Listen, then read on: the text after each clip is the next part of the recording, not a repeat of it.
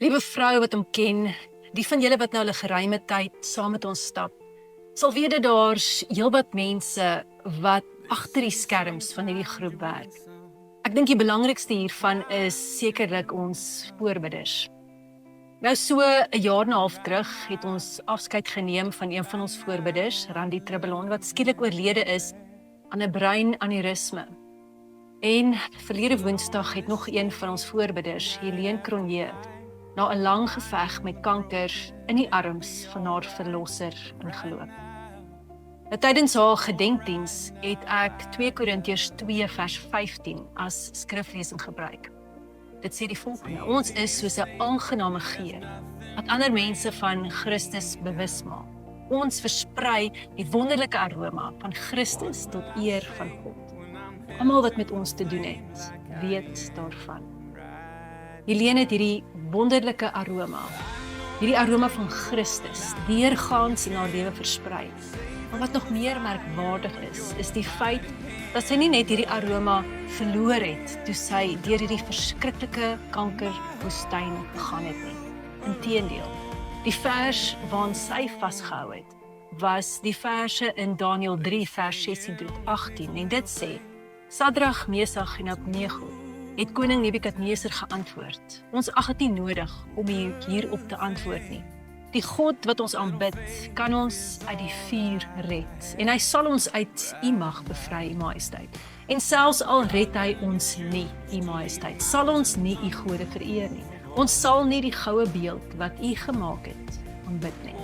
Selfs al red hy ons nie. Die Engels sê even if he does not. Hierdie was konstant Helene se woorde, selfs al genees hy my nie. Ek sal aanhou om hom te dien. Ek dink dis die hoogste vorm van geloof. Wanneer God se plan anderster lyk as ons planne. Wanneer hy nie deurkom soos ons graag wil hê hy moet deurkom. Om soos Jesus te sê: Vader, u wil, nie my wil. Soos die lied Even If van Mercy Me wat sê: Even if you don't, my hope is in you alone. Liewe vrou, wat 'n aroma gee jy aan? Kan die mense om jou ook getuig dat jy hierdie wonderlike aroma van Christus versprei? Maar ek wil amper sê dis mos maar eintlik maklik om hierdie aroma te versprei as alles goed gaan. Watter reuk versprei jy as dit minder goed gaan? Miskien vra jy, hoe is dit moontlik? Hoe is dit moontlik om nog steeds hierdie aroma van Christus af te gee deur die moeilikste van tye? Ek wil sê, net een ding, naby aan Jesus te bly.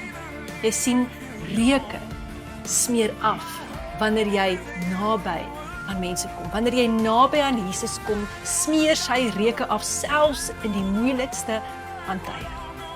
Helene het gekies deur haar hele worstelstryd dat sy naby aan Jesus gaan bly. En so het sy tot op die laaste hierdie wonderlike aroma van Christus versprei tot eer van haar hemelse Vader. Mag haar aroma jou vandag inspireer om nader aan Jesus te leef, sodat sy aroma ook aan jou kan afsmeer.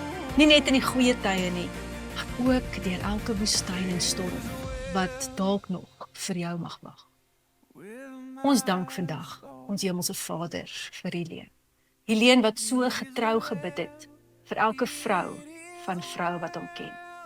Ons dank die Here vir haar aroma wat nog lank by elkeen van ons gaan bly.